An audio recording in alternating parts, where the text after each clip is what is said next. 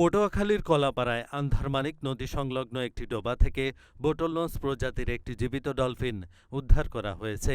পরে বন বিভাগ এবং স্বেচ্ছাসেবী প্রাণী কল্যাণ ও পরিবেশবাদী সংগঠন অ্যানিম্যাল লাভার অব পটুয়াখালীর সহযোগিতায় ডলফিনটি সমুদ্রে অবমুক্ত করা হয়। এটির দৈর্ঘ্য ৬ ফুট ও প্রস্থ ১.৫ ফুট। বৃহস্পতিবার বিকেলে উপজেলার নীলগঞ্জ ইউনিয়নের জালালপুর গ্রামের আন্ধারমানিক নদী সংলগ্ন ডোবায় ওই ডলফিনটি ভেসে আসে।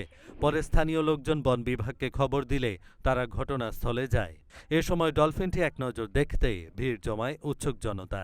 খবর শুনে অ্যানিম্যাল লাভার্স অব পটুয়াখালীর কলাপাড়া টিমের সদস্যরা ঘটনাস্থলে পৌঁছে ডলফিনটিকে উদ্ধার করে প্রাথমিক চিকিৎসা দেয়। পরে সন্ধ্যা ৬টার দিকে আন্ধারমানিক নদী সংলগ্ন বঙ্গোপসাগরের মোহনায় ডলফিনটি অবমুক্ত করা হয়। এ বিষয়ে সমুদ্রের নীল অর্থনীতি, উপকূলের পরিবেশ, প্রতিবেশ ও জীববৈচিত্র্য নিয়ে কাজ করা আন্তর্জাতিক গবেষণা প্রতিষ্ঠান ওয়ার্ল্ড ফিশের ইকোফিশ ২ অ্যাক্টিভিটির পটুয়াখালী জেলার সহযোগী গবেষক সারিকা স্মৃতি বলেন, সমুদ্রে ডলফিন মূলত সংঘবদ্ধভাবে চলাফেরা করে। যে কোনো কারণে এই ডলফিনটি হয়তো দলছুট হয়ে নদীতে ঢুকে পড়ে।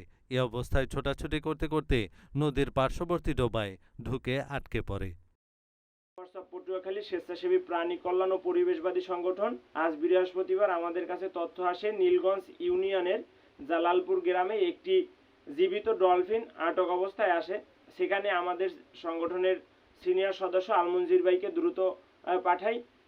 পরবর্তীতে তার গতিবিধি পর্যবেক্ষণ করে এবং ইকোফিশ গবেষণার ডলফিন বিশেষজ্ঞ সাগরিকা স্মৃতি ম্যামের দিক নির্দেশনা অনুযায়ী পরবর্তীতে সেটাকে আমরা সাগরে অবমুক্ত করি। এহসানুল হক, ঢাকা পোস্ট।